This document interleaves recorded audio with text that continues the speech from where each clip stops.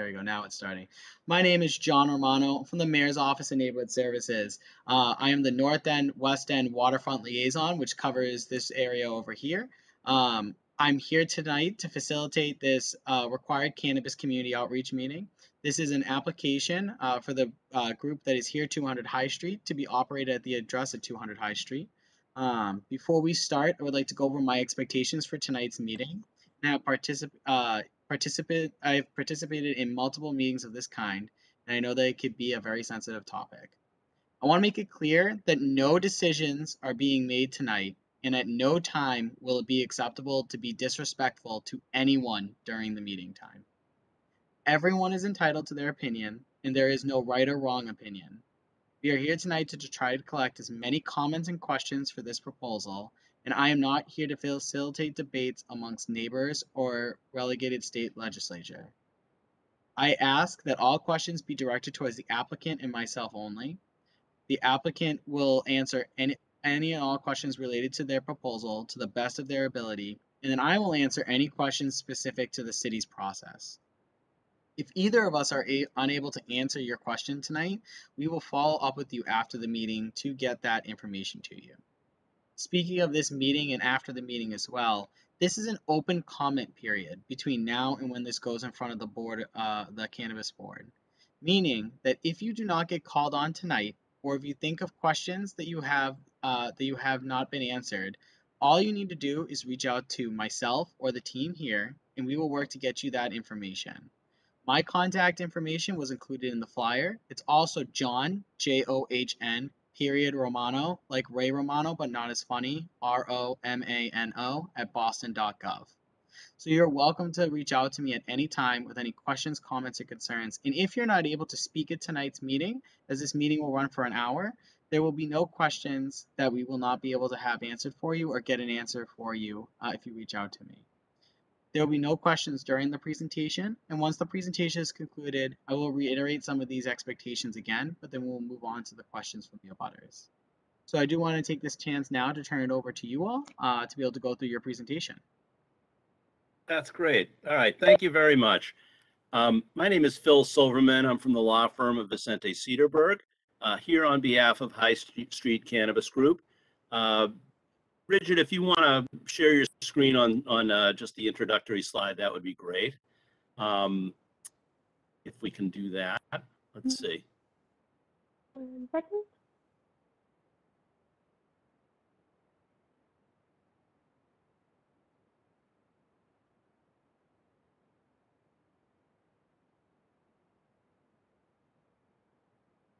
Sorry about this. That's okay.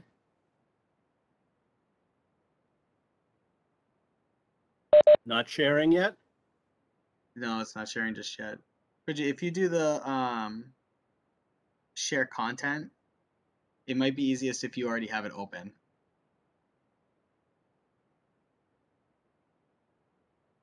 Are you able to see it now? There we go. There it is. Fantastic. Okay. So again, I'm Phil Silverman. I'm here for High Street Cannabis. I work for a law firm that is a national law firm that specializes in cannabis. It's the only kind of law we do. And we have offices all over the country. We're doing this in every state where it's legalized. We represent over 100 clients in Massachusetts, and we've worked with over 100 cities and towns. And what we do is we try to work with the local stakeholders, whether that means the planning board, the police chief, all of the neighbors and abutters, to try to figure out what's going to work for a legalized cannabis business in their neighborhood. We sort of implement their vision. There's no two locations, no two cities, no two towns that are alike. Everything has to be sort of tailored to the particular area that you're trying to locate in. And we found that especially at meetings like this outreach meeting tonight, we get a lot of suggestions and ideas, and we try to implement those, again, to try to implement your vision of what a legalized cannabis business will look like. So if we can go to the next slide, Bridget.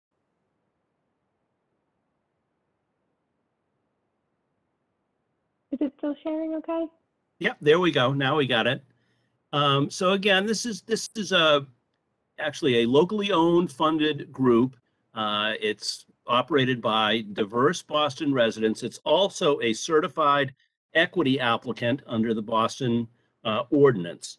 I just want to mention, just sort of by way of introduction here, because we do know we have received some commentary and some feedback on this location from people. I know there are other locations in the area. That's a bit of a concern for some people. I would like to tell you, put that in a little bit of context for you. Um, if you go to Denver, Colorado, where legalization has been around for about 7 years, some of the parts of California, in particular Los Angeles, some of the other states, you'll quite frankly see far more cannabis businesses than you do in Boston. Right now, in Massachusetts, we have about 200 retailers that are licensed. In most of those, for example, Colorado, which has 1 million less people, you'll see 2 to 3 times that many retailers. So actually, we don't have that many here. But the idea here is this location is a little bit off towards some areas of Boston that aren't currently citing one of these retailers. This is a little more almost towards the seaport. And so, so there's a little bit of geographical differentiation. But I think the important thing to recognize here is, these are popular destinations. And the more we get, in some ways, that's actually more advantageous for a neighborhood because you disperse the population of customers. This is a heavily traveled, heavily populated area. You've got commuters coming in during the day from various suburbs and such for work. There's a lot of people obviously coming through the city. What we've found is that it's actually a good thing if you have a few more of these places. Again, we don't want them right on top of each other, and we don't think this is, but you do want options, and it does disperse the demand so that you won't have long lines of people. And our facility in particular that's not really going to be much of a worry. It's a huge facility. You'll never see a line outside of this facility because people can go inside, and that's where we would have our lines. But I think the important thing again to recognize is, this will be another thing that spreads demand out amongst various retailers like this, and we think that's a real positive here. The other things you'll note that are unique about this company, there is a commitment here to cannabis research through a relationship with Calvin Johnson. He's going to study the therapeutic effects of cannabis on CTE, chronic pain, some other research topics, which we think is pretty exciting, actually. And I should mention also that this company is dedicated to diversity of all levels of employment, and it's really sort of part of who this company is. You'll see it in the executive management team. We have a diverse group of people, varied backgrounds, varied experiences, but when you sort of add it all together, you really get everything you could possibly want in a team. So next slide, Bridget. And I'm going to turn it over to Gosder, who's going to introduce our management team. Go ahead, Gosder. Phil, thank you. Well, thanks for your time again, John. My name is Gosder Sherrillis. I'm the founder of the Gosder Sherrillis Foundation. Was built here in this city to support local communities, and we've also been around for the past 12 years serving the city. I'm also the founder and CEO of Bash and Company, which is MWBE company, a certified company which engages in residential and commercial development projects here in the city or outside the city. I was fortunate enough to be awarded the President Biden's Lifetime Achievement Awards this past year with our many humanitarian trips we've done over the years in Haiti, Jamaica, Costa Rica, and here in the U.S., to name a few. I grew up in Somerville, where I did well enough to in sports, mostly football, where I earned me a full scholarship to attend Boston College, where as a captain, I led Boston College to two of the best years in the ACC. After BC, I was drafted in the first round, 17th pick overall by the Detroit Lions. Spent 9 years in the NFL, five with Detroit, two with Indianapolis, and two in Tampa. Most athletes usually retire where the last finished playing at, but which was Tampa for me. And Tampa was a great place to somewhat find my retirement home. But moving back home to continue to do some of the work that we've been doing in the community, especially with my MWBE company, was extremely personal to me.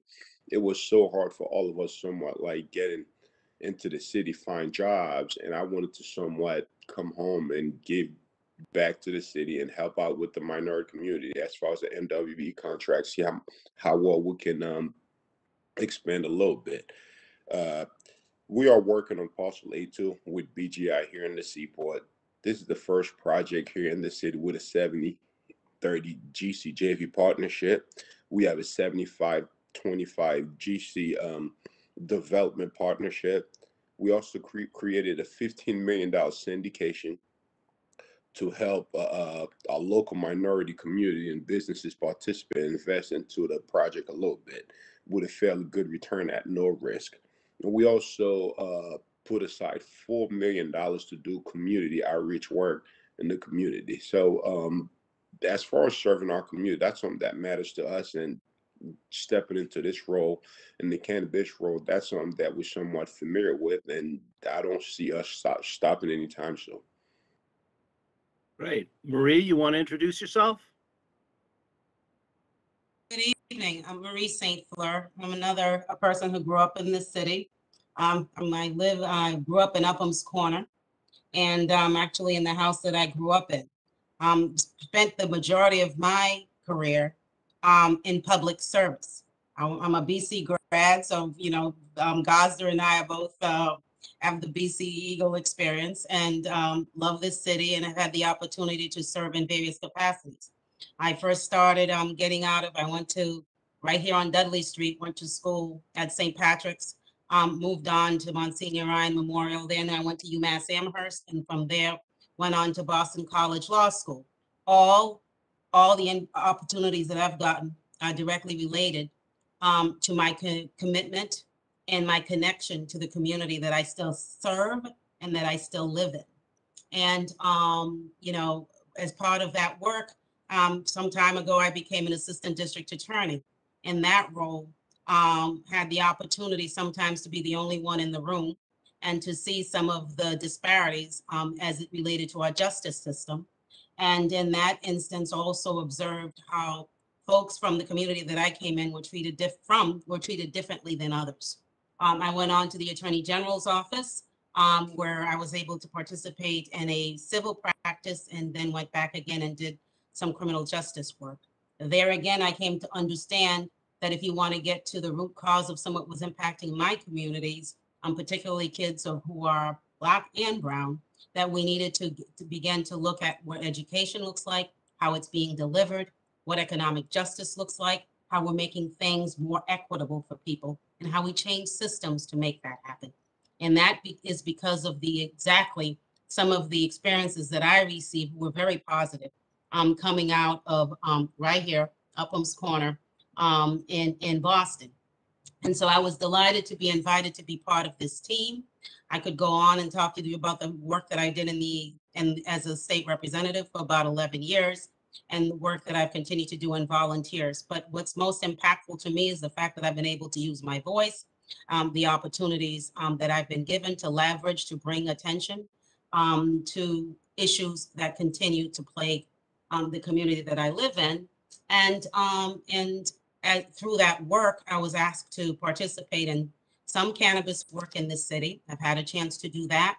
I've seen the good and the challenges of it. But at the bottom line is that we are starting a new industry, an industry that is being created where even in its creation, the inequities are clear. And so I am so delighted to be part of a team where we actually have a Black male who had the resources to be able to pull all of us together in order to move this agenda. Because in this business, there's not a bank that you can go to in order to get a loan, and you often have to rely on other places to be able to get those resources. So to be able to work with Gosder, and to also be able to know that we're bringing along the next generation and the next young man that you're about to meet is quite exciting to me. So I appreciate your time, your listening, and hope that we earn your support.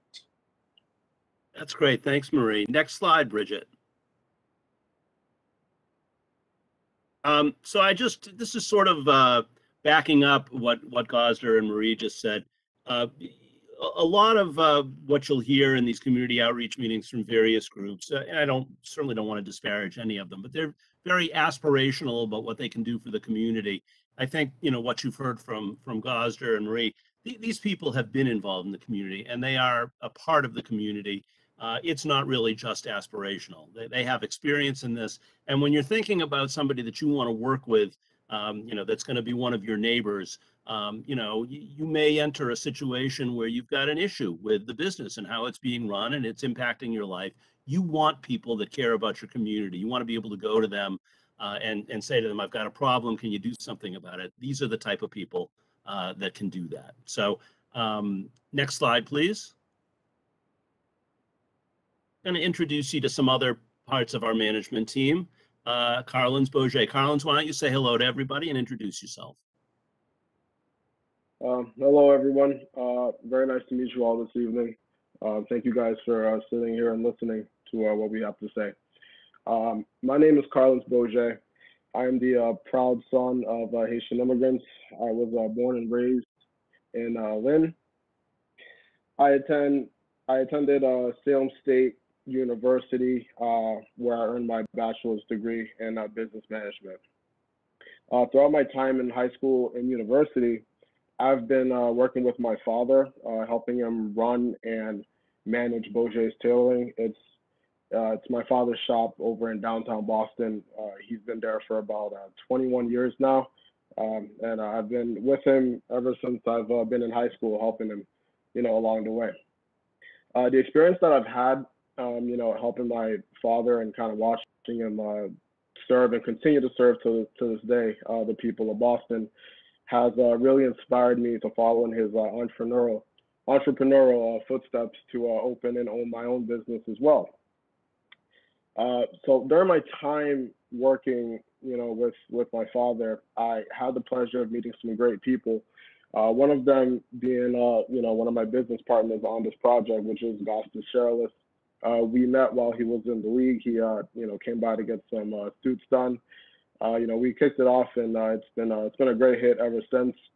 As a matter of fact, I've actually had the pleasure of knowing him now for about 6 years. I've worked with him at Bastion Companies now for 3 years, and I basically, help him with real estate developments that we have going on, and I also help him with his community work and outreach work that we do to help, various kids, whether it's football camps or outreach work within the community of the surrounding Boston area. That's great. Thank you. And last member of our management team that we have here tonight, Paul Hollin. Paul, would you say hello to everybody? Yes, everyone, thank you for taking the time tonight. My name is Paul Hollin. Gosder and I have been friends for 15 years and business partners for 10 or so. He brought me into this. I've spent probably most of my life in finance, starting at Bank Boston in 1994, the First National Bank of Boston, working for Fleet Boston, Bank of America, PricewaterhouseCoopers for 15, 16 years in financial management roles. And then in the early 2000s, I got into the hospitality space. And for the last 15 years, I've been developing and operating bars and restaurants and bowling alleys, predominantly in the Northeast. Gosder brought me on from my role with this management team is to try to assist where I can on financial operations, developing retail businesses in controlled environments, and building out businesses like this. And so my part of this team is to assist Carlins and the team in helping this business grow. Thank you. That's great. Thanks, Paul. Next slide, please, Bridget. Thank you. Location is 200 High Street. Carlins, do you want to tell everybody a little bit about, why we found this location so appealing? Yes, 200 High Street is easily accessible by nearby public transportation. 10-minute walk away from the rapid commuter bus lines on Federal Street. We anticipate that the majority of our customer base will be downtown, will be workers from the downtown area, the Seaport and Fort Point. The area has been hit hard by the pandemic with the number of vacant retail storefronts. So we believe that our facility will provide much needed foot traffic to nearby service, retail, and food establishments. And continue on to the next slide, please.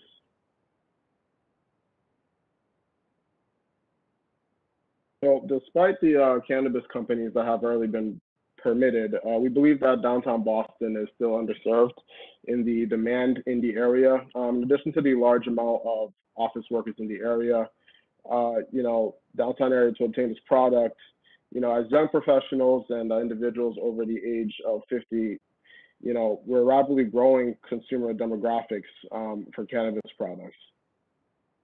Just as downtown commercial areas can support multiple restaurants, coffee shops, and other retail, stores and uses, I believe that they can support multiple cannabis establishments as well. That's great. We can move on. Yeah. Thanks. Next slide, please, Bridget. So here's a rough floor plan of this facility. Again, one of the benefits of this facility is that it's 9,800 square feet of space here. Most of the facilities that you find around the state are anywhere from 1,000 square feet to 3,000 square feet. There are some more, not very many less than 1,000 square feet. But the real benefit here is that we can actually we can take a large group of people if we were to get a significant demand day. And we don't have to have them line up outside the store on the street. They can come in, we can have queuing lines within the facility. There's really sort of two experiences that you can get out of a facility like this. There's a sort of a traditional retail experience where people come in on High Street and they can browse, they can look at things, they can talk to some of our sales agents about what the products are. That can be a little bit of a longer experience. The other thing on our High Street side is we have the ability to have online ordering and people entering just for quick pickups. And again, that keeps people moving in and out of the facility so that we don't have to worry about crowds. I'll be honest with you. I know a couple of years ago, this was a big issue. People watched on TV when legalization first hit and they saw, all sorts of people crowding out literally to the only two cannabis establishments east of the Mississippi River. And it was crazy. It was not an easy situation for the towns that had to deal with that. Those days are long gone. Right now, there's 200 retail facilities open. You don't see crowds. Even when they open with a curiosity factor, you're not seeing significant crowds. So even on a high demand day, and there are days, just before a weekend, sometimes Thursday evenings, there are some high demand times. This facility is just not going to have a problem dealing with it because it's just got a lot of space and a lot of ability to move people in and out. Next slide, please. Yeah, again, this is just, there's a lower level to this also, which primarily will be used for some storage. And also we will have some kiosks down there. If there were a high demand time, we can send customers down there to wait, to look around at the kiosk, to actually do online ordering from down there. Next slide, please. Safety and security. So I'm not sure how many people that are in the audience tonight have actually been to one of these facilities, but they are incredibly safe and secure. The reality is Massachusetts has the strictest guidelines in the country in terms of security. And if you look at, I invite you to go to the CCC or the Boston Cannabis Board and ask them for any statistics on crime, nuisance, those sorts of things. You just don't see it. This is not an inviting target for anybody interested in those types of activities. And in fact, what you'll find across the country is because of the added security here, the lighting, the cameras, I'm going to go into a little bit of that in a minute, but because of all of that, these are actually, the crime goes down around these facilities. People understand how much security is around this facility and they don't want to be around it if they have bad intentions. So what you'll see at this, you can go to the next slide too, please, Bridget. But as you might have seen at some of these others, entry into this facility, people like to compare these to pharmacies and liquor stores. There's some validity to the comparison. However, anybody can walk into a pharmacy and anybody can walk into a liquor store. You can't do that here. But before you even set foot in the interior of this facility, you're going to show your ID to prove that you're 21 years of age. You're then going to go into what's called a sally port. In other words, you can't get through the next door into the retail sales floor until you show that ID a second time to security there. And then and only then do you get buzzed in through the next door for your sales experience. And by the way, you'll have to show that ID a third time at the point of sale. So it's access to this facility is extremely limited. You'll also note there are cameras all over the exterior and interior of this facility. In the exterior, we have a 360-degree view around this area. We like to know when people are coming and when people are going from this facility, and we're able to see them. On the interior, every door and every window is covered by a camera, and every room where any marijuana is handled or stored is also covered by a camera. We also have what's called a seed to sale tracking system. And the idea here is, one of the things that people worried about with this industry as it started was, well, what about the people that are working there? What if they decide to divert some of the product out of the store, without not through the normal sales and distribution chain? Every product that comes into this store is packaged and it's barcoded. And so when it comes into the store, we have to inventory it. We have to scan that barcode and we have to weigh it. And so this package that maybe weighed a half an ounce this week, if next week when we reweigh everything, it only weighs a quarter of an ounce, the inventory system is going to tell you that. It's going to alert you to it. And then what we do is we go to the video from those cameras that I mentioned before, and we find out what happened. And if we find that an employee has diverted that product outside of the normal sales chain, that employee is terminated immediately. We have a no tolerance policy for any kind of diversion of product. Additionally, I would note all of the product at the end of the day goes into a vault. It comes out the next morning, but that vault it's a hardened vault. It's not, it's not 6 feet of concrete, but it is something significant that somebody with ill intent would have to get through. And so this is kind of a layered security concept. In other words, somebody that wants to come in the middle of the night and thinks they're going to get in, the first thing that's going to happen is they're going to be noticed on camera because we have off-site monitoring 24/7 at this facility.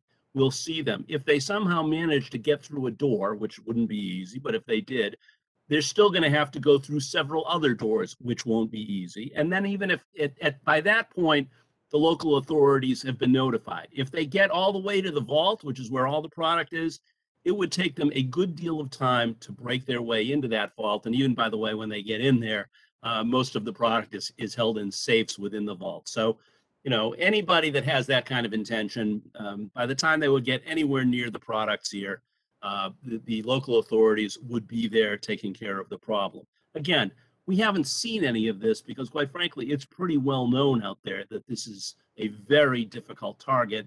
Cameras everywhere. You don't want to be going there under those circumstances. Next slide, please. Preventing diversion. Again, the most significant thing from a diversion standpoint is, checking identification. And we will have, as I mentioned, how often that's done in the process, that we also use scanners to make sure people aren't using fake IDs. As I mentioned, we keep the product in a secure locked vault in the evenings.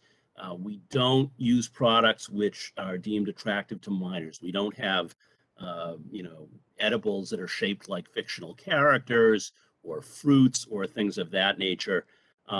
And we have a zero tolerance policy for diversion. Next Phil, slide, I do please. want to just jump in really quick as well, Please. just to say we're going to take at about 6:45. We're going to start taking questions from the participants here. So I do want to make sure that you have a chance to go through from here. We're almost done. We're almost done. Thanks so much. No problem. So in terms of preventing nuisance, I just want to mention we will provide a 24/7 contact number to all of the local neighborhood associations, business associations, and abutters. You'll have somebody to call, a manager, directly if you have an issue. The other thing that's really key here is that there is no public consumption allowed here. We police obviously inside the store, but also outside. And we will put up cameras if we hear about things or a particular place that we hear people are going. We'd be happy to put up cameras. We are not going to tolerate that. It's not advantageous for us to have a location where people can be coming and using this product in public. We do a good job of educating people when they come in the door and telling them this is not, here's the rules. You don't use this on site. You don't use this in public. Take it home. You don't use this after you drive. We do the rules of the road, people, and we're pretty serious about it and explain to them you won't be coming back here if you don't follow those rules. Next slide, please. Benefits to the community. Marie, I think maybe you could touch on some of these issues. I'm happy to just go quickly. Essentially, I just want to highlight two things. That there's a 3% local option tax that will be paying through the city through a host community agreement. And then the city will receive an additional 3% of all gross sales. And this must be used to address related specific issues so that in operations issues so that it will stay in the community. So that will help the community significantly. The other thing I want to point out is that we anticipate hiring Boston residents, approximately 30 of them, well-paying jobs with comprehensive benefits and training. And we really want to institute a mentoring program to support growth in this industry for folks who are often left out. Happy to share the rest of the slides with you, but at the end of the day, we simply want to be really good neighbors and to work with you and to make certain that we increase the opportunity for the high street cannabis to thrive, as well as our other colleagues and businesses that are in the immediate area. Great, thank you. And Bridget, I think you can stop the screen share now. We're happy to take any questions. Awesome, thank you all. I'm going to start with those that have their hand raised and then move on to the other community members here. The first thing I want to start off with again is that we're directing all questions or comments towards either myself for city process or the applicants here for about their actual application and of the space itself. The first person I see that has their hand raised is Suzanne Lavoie. Suzanne, I'm going to unmute you now. Okay. Thank you, John. I have a number of questions, and I guess I'd just like to say that maybe after this call that we could arrange to have a meeting to discuss this further. I'm the executive director of the Neighborhood Association, and I'll ask just two questions. First of all, at the beginning of the meeting, you talked a lot about the community. My question to you is, what neighborhood are you referring to, since you never mentioned our neighborhood once and it doesn't appear in any of your slides? What community are you referring to?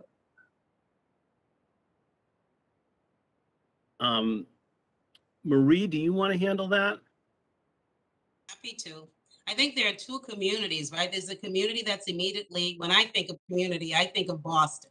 And I think of Boston as a community. I mean, when I think of downtown Boston, having worked there for many years and understanding that there's the corporate community, I also understand that there's a growing residential community, and you shared that with us, Susan, when we met with the Wharf District Council, and we understand there's that. So I think of the community in terms of the tenants, the businesses that are in the immediate area, and we want to get to know the residents that are now moving into that district. I also think of the larger Boston, because we want downtown Boston.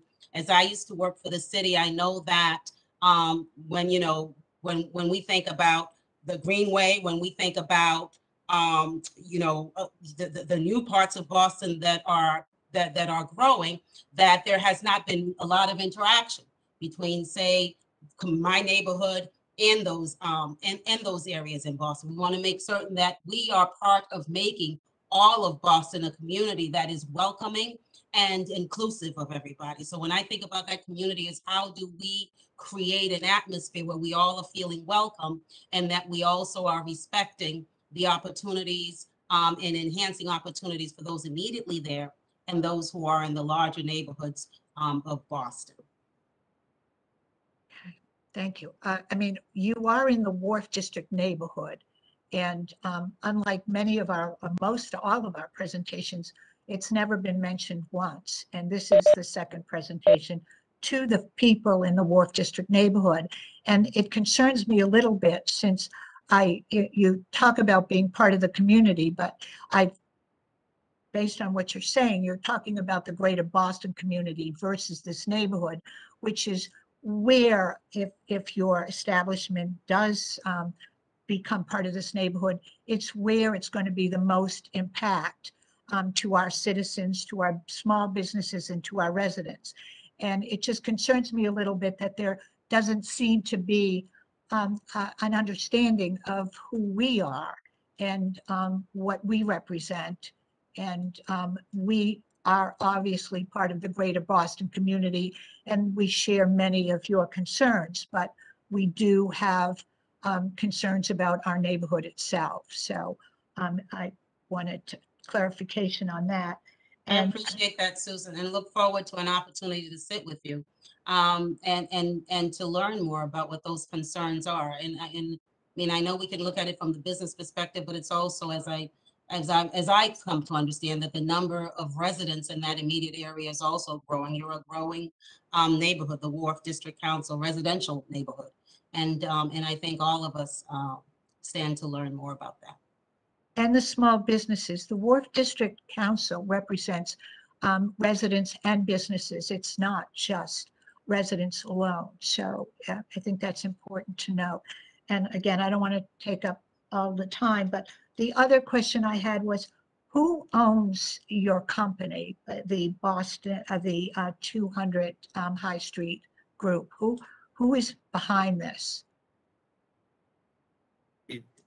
My understanding is all of the people that we've introduced to you today are part owners. Yeah, Jonathan could probably break it down and tell you exactly what the percentages are, because they're the main owners. Yeah. But you are the owners. There's not a large corporation or company. No, we are here in And front they've of you. done It's that, not myself, doing that. Collins, Marie, and Paul. That's us. Thank You you. have the whole team in front of you, and when you do have a chance to sit down with us, you're gonna sit with all four of us. Thank you. All right. Thank you, Suzanne. So we're gonna go down. What I'm gonna do from here is that I do have a significant number of attendees that are here tonight. So there's some questions that have been asked in the chat that I can address about process piece.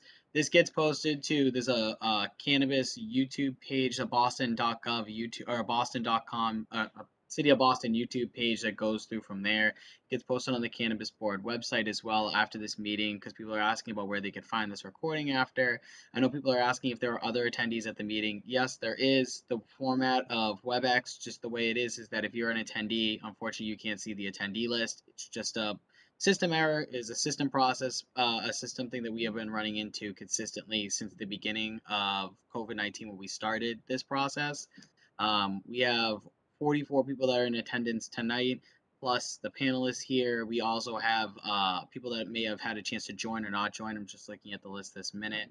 And then you should be able to, if you have any other questions about process piece that I didn't get a chance to ask in the chat, I'll make sure that we address those after. But I do want to go down the line now and unmute people as we go through.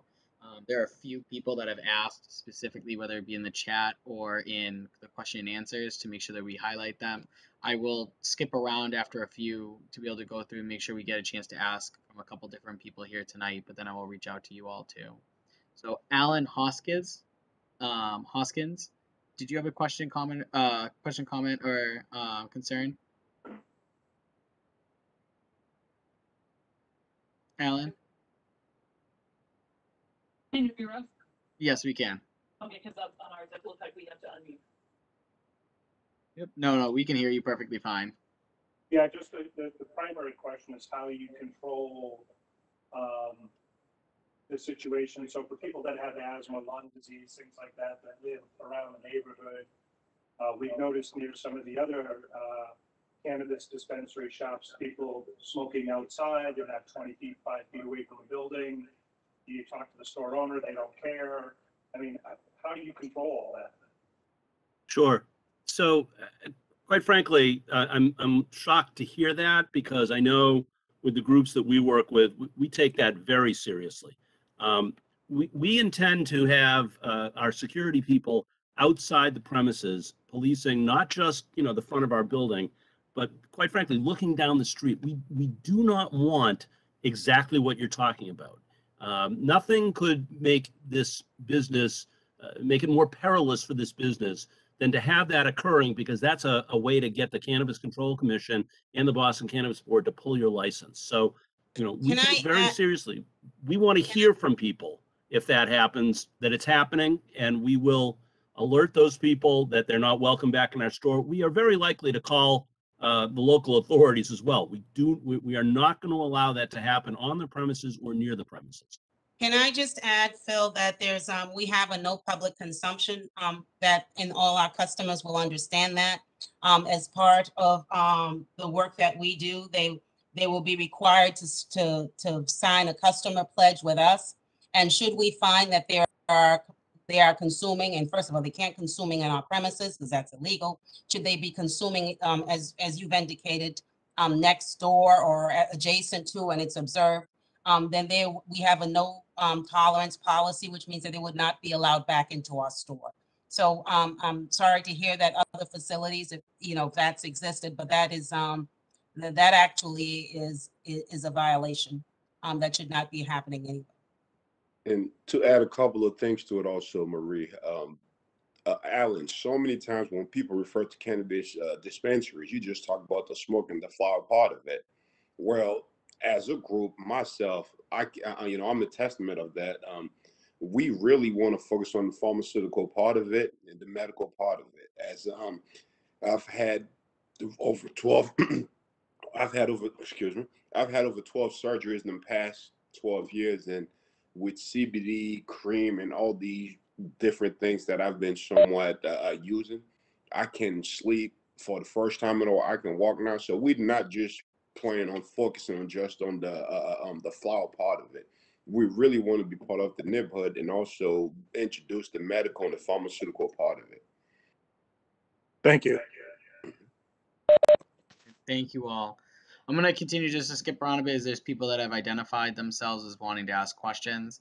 And then I will make sure to try to go down the line. Again, one thing I want to stress is that this is not the end all be all of the chance for you to ask questions. You can reach out to myself, John, Romano at boston.gov at any time with questions if you're not able to ask them tonight.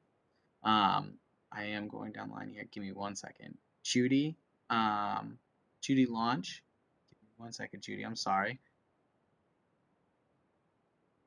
Judy, I've just unmuted you. Do you have a question, comment, or concern? Yes, thank you. I live at the Boulevard, which is a building directly across from 131 Broad Street. And I had seen some literature that said there was going to be a online curbside pickup on Broad Street. Is that no longer the plan? And if it is, where would people park?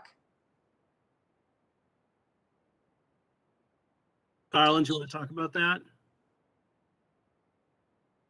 Yeah, so that is still the plan. As far as we are concerned, we do plan on having online pickup and eventually delivery services. In terms of Broad Street, I mean, just being in the area, I think that there is enough parking where residents and also We also small have a businesses small will not be relationship. impacted. Hold on, Sam Carl. We also have a small relationship with Howl at the Moon. With Paul and I being partners out with Howl at the Moon. We've approached the building owner as far as the parking lot. We have 2 spaces back there with that little alley. We've talked about different ways we're trying to make it work. We can come to you, tell you that we have it all in front of us yet, but we are talking to people to make sure it's not on the street, but it's somewhere where we will be out of your way or the neighborhood, the neighbor's way. Yeah, I think that would be great for us to be able to talk to you because there's barely enough width in the street on Broad Street near the corner to have cars go by. No, we agree. We've thought Yeah. about it. Yeah, we're thinking about you. Yeah, so Judy, one of the things we're having done is a traffic study to really help us understand the flow of traffic and to get us an understanding of pedestrian flow in the area. So we'll have, and communications with all of you.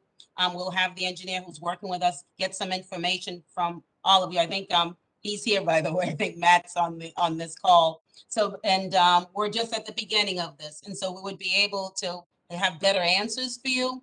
Right now we're in the studying space in order to understand what that is and how it is that we can make certain that we do not create a problem for a traffic problem for ourselves and for the neighborhood as well. So we hear you, definitely. Thanks, Marie. Thank you, Judy. All right, we're going to continue to move on with additional questions here. Well, before we do that, I do want to recognize Melissa from Councilor Flynn's office is here as well. And then I'm going to move on to, my apologies, Michelle Woloff. Michelle, give me 1 second just so I can find you on here.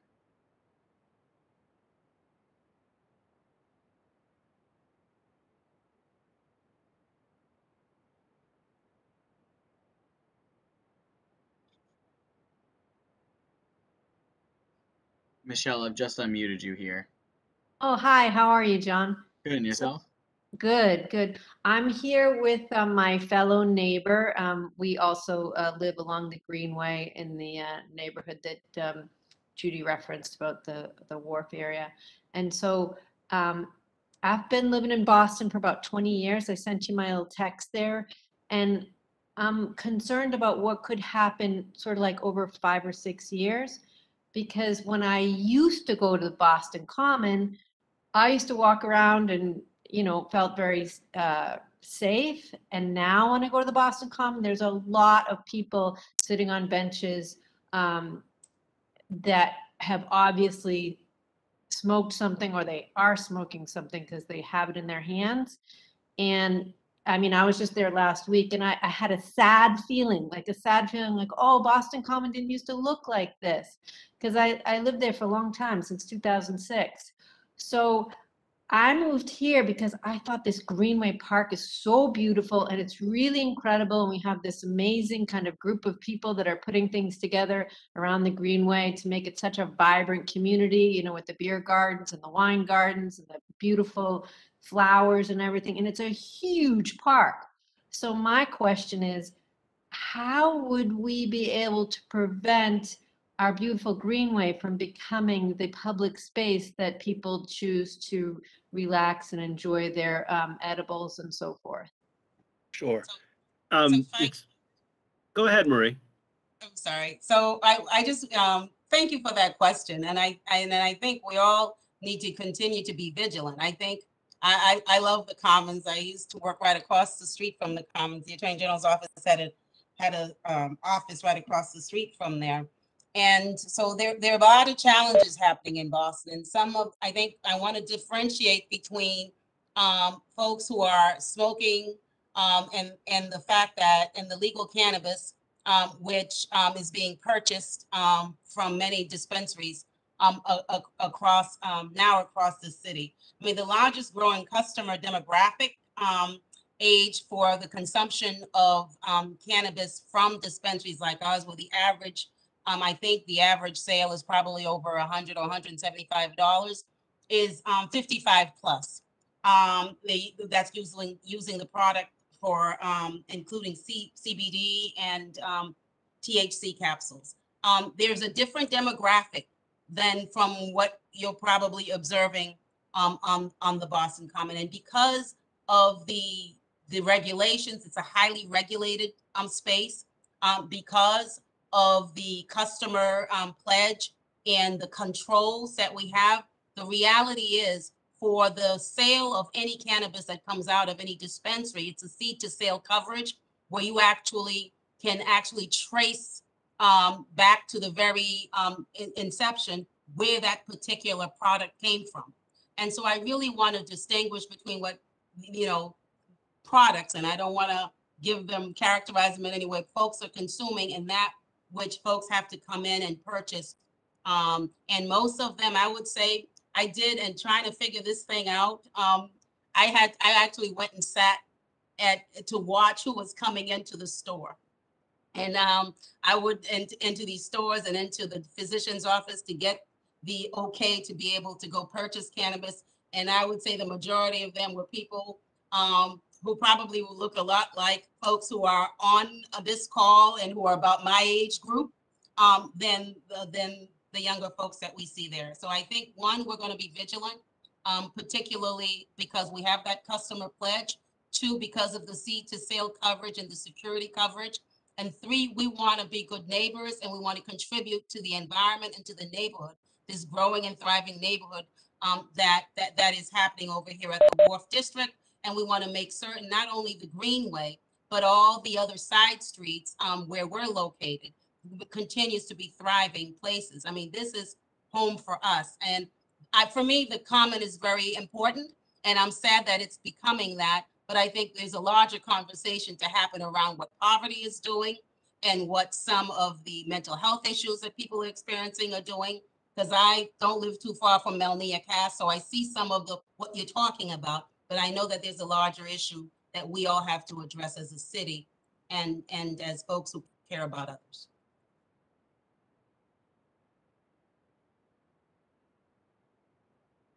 All right, thank you. With that, we're going to move on to our next person here. Viviana, I'm just unmuting you now. Did you have a question, comment, or concern? Yes. Can you hear me? Yes. Okay. Thank you. Thank you for all the information. And to the lady who just replied right now, she basically confirmed that there are issues in the city where there's a certain segment of the population that has that tendency to use a different type of drugs for entertainment purposes, that sometimes it brings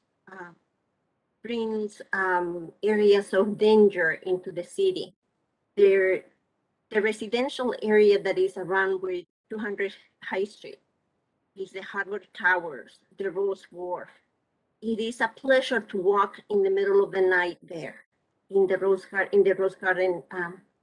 Kennedy Garden. And I would hate to be walking around that area at night and not being able to go across the street just because there are people sitting on the benches. So as she mentions, there are issues that need to be addressed, from the city perspective. But we don't want to bring those issues into our neighborhood. And I personally don't agree on using drugs for entertainment purposes. So I will limit my comments to simply disagree.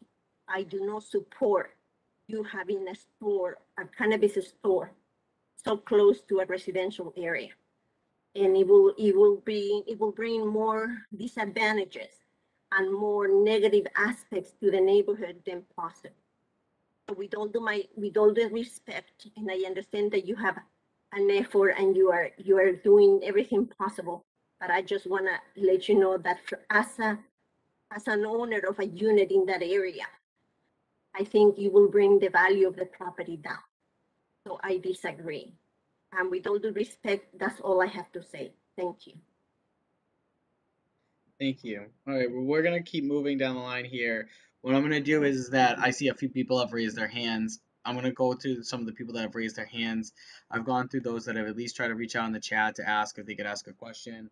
Again, like I've said, this is not the end of the public comment period. If you have questions, comments, or concerns, because we will not be able to get to everyone tonight, you need to make sure just to send me an email at john.romano, ROMANO, @boston.gov, so I can make sure that you're able to get your questions, comments, or concerns answered or on record.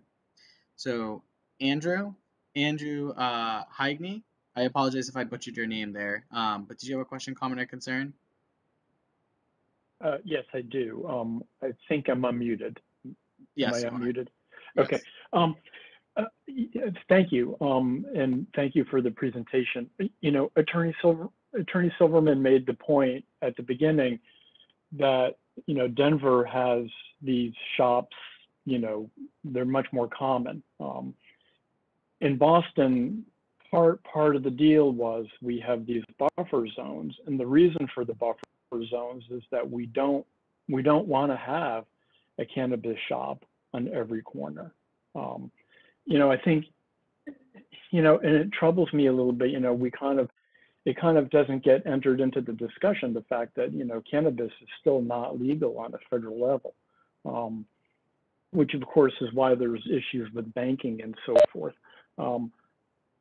I live downtown, this idea that you're going to be sort of policing the half block area to make sure people don't start using the product when they walk out of your doors is great, except when they get a block and a half away and they start using it. I have 2 young children, and I can't go outside without getting hit in the face with the smell of marijuana. So your constituency, the people who are consuming this are, they're not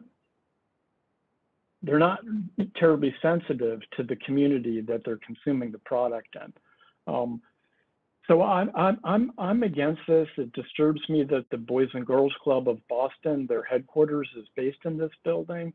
The Greenway is, there's kids play there. It's we suffered with the elevated highway for years, and now we have this beautiful space, and we're going to start, putting these kind of shops up. I'm just not sure it's appropriate. And I'm sorry if it comes across as not in my backyard, but I'm sorry, that's not for me. Thank you. All right, thank you. We're going to keep moving down the line here then. Frank Saldorf. Frank, you're unmuted. Do you have a question, comment, or concern? Sure, I have a comment. Thank you very much for extending the time. I thought 15 minutes wasn't enough to really give credence to this feedback session. I guess I'm with Andrew and Vivian. I've been living here at Rose Wharf for over 23 years. Our son was born here. We raised him here. We were here before the big dig went down. And since it went down, we've been, I asked my wife to show me pictures because we used to play catch on the Greenway right in that square of green, right across with 200 High Street, soccer, play with kids. I think this location, the only thing you could do worse would put it next to a playground. I just don't think it's an appropriate place for, a residential neighborhood.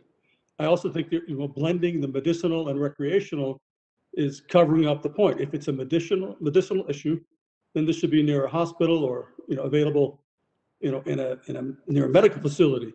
But recreational marijuana does not belong in a residential neighborhood. Would you see putting this in, next to a school, next to a playground? You think that's okay? Because that's exactly what this, is tantamount to. Thank you. I would, if I could, just by way of information, what you're going to find actually is this is licensed as a recreational.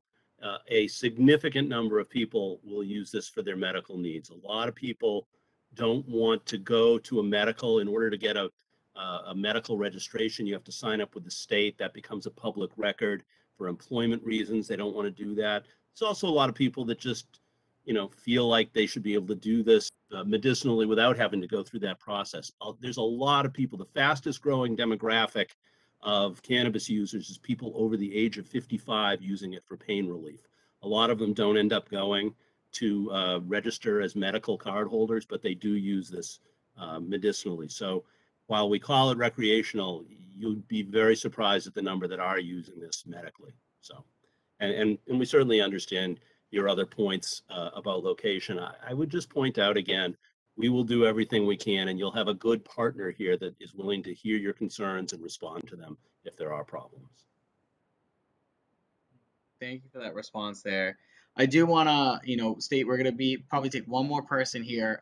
Wrapping up as well, I'm going to make sure that the team shares some contact information as well, so you can get in contact with them, and I will reshare mine too and talk about some next steps as well. Sheila Willard. Sheila, did you have a question, comment, or concern? No. All right, thank you. We'll take one more comment. One more person has a question here, just to make sure we can try to get to as many people as we can. John Krez. John, did you have a question, comment, or concern?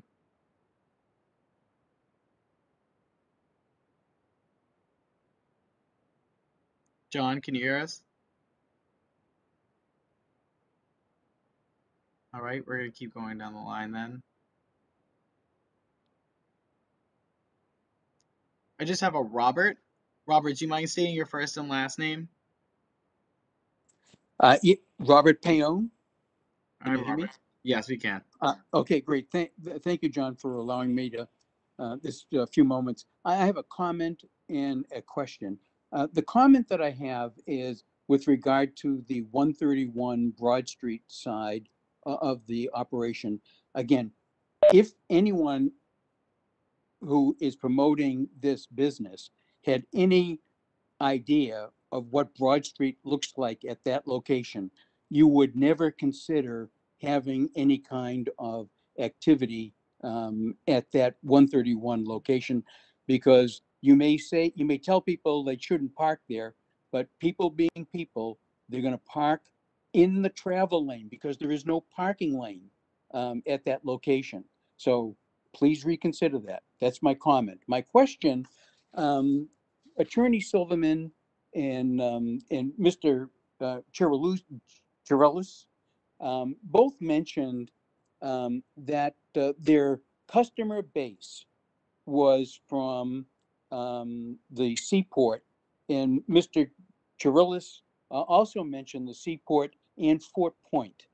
And in one of your slides, the slide is entitled Why 200 High Street. The first bullet on that slide, and I'll just read the very end of it, says commuters returning home via South Station and the seaport.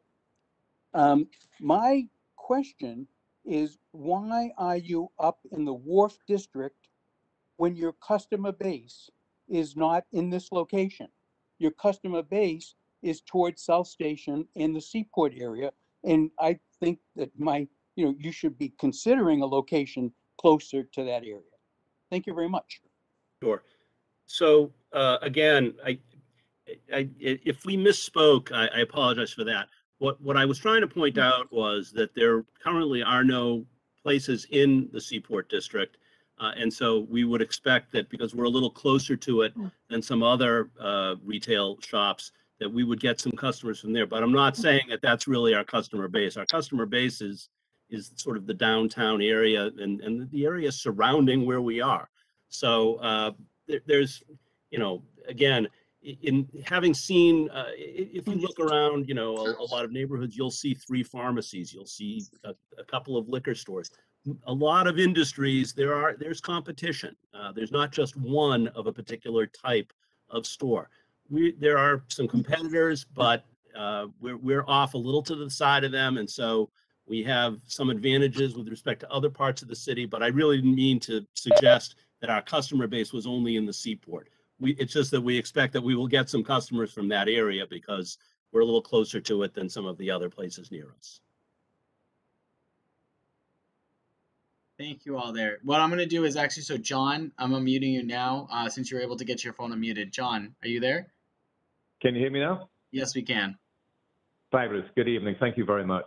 Great presentation. Appreciate that. I have one question, one comment, echoing the folks who spoke earlier about the, I'm trying not to say deterioration, but certainly the last 20 years, the number of people one sees either in Boston Common or by Millennial Place who are under the influence has increased. I too am concerned as a local resident that this could spread to the Greenway, which, as the lady earlier said, is a delightful oasis in the city. One thing I note is there's been a lot of stressing that this is aimed at the folks who are 55 and above. Why not just only sell to that age group, since you seem to think that they are maybe more responsible and not likely to be passed out in the Greenway? That's my comment. But question-wise, how many people are you expecting? You obviously spent a lot of money to get where you currently are, and if you get your license, we'll spend a lot more money. So you've done a business plan. I'm interested in the number of people that we're likely to see in the area. Can you give any insight into that, please? So you're asking a question, which is a good question. The difficulty in answering it is that I don't know how many other places are going to be around us. Okay. You know, right now, I think there's 2 others fairly close to us. Exactly where the rest of the retailers, there's going to be 52 in the city of Boston. Where they are will determine how many. It's not uncommon for one of these places to see, 20 to 30 people an hour, something along those lines. And you move them in and out. It's generally you'll see 4 or 5 people in a retail shop at a time, and you move them out.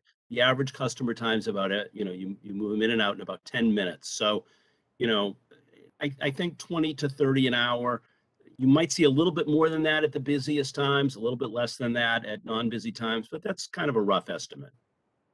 And John, may I add a couple of things to today. So when Collins, myself, Paul, Marie, we sat down to talk about that location.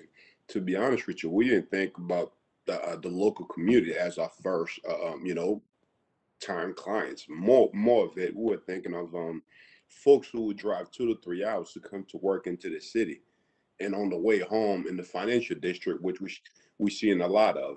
And I can give you a many example. I have my friend whose wife lives in Salem. When she's showing up to work, she has her medical card. Walk down the street, made purchase for some of her friends who dealing with some of the same pain they're dealing with. A lot of when we sat down and first thought about that location, really, that was the first thing that kind of came to mind.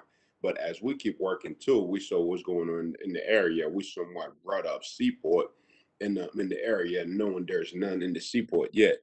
But to be honest with you, when we first thought about this thing, we were more thinking about those folks from Andover, like Salem, like all over the city. Some might drive 2 to 3 hours working in the financial district, and on the way home in the afternoon, maybe take a little care package home for some of their friends, family, and everything. Thank you very much. Thank you. With that last question, we are going to wrap up tonight's meeting. So I do want to talk about again, just some steps that have gone from here and some steps that will go forward. So again, there's an open comment period between, and it has been existing since they have had their application in until the time of which they get scheduled for a cannabis board hearing in front of the Boston Cannabis Board. If you have any questions, comments, or concerns, you can reach out again to myself, John Romano, John, JOHN period Romano, ROMANO, at boston.gov. The team here, does anyone want to give out their contact information as best to be able to, if they have questions they want to ask the team directly? Happy to. I think we're all available. Marie St. Fleur, and you can reach me at stfleurcommunications@gmail.com. Thank you all so much. I appreciate everyone spending some time here tonight. Again, if you have any other questions, comments, and concerns, by no means is this the last chance you have a chance to ask it. Please feel free to reach out to me, and I'd be happy to make sure that those get addressed. Thank you all, and I hope you have a good night. Thank you to the team for presenting tonight. Thanks, everyone. Appreciate the time. Thank you. Thank you, everyone.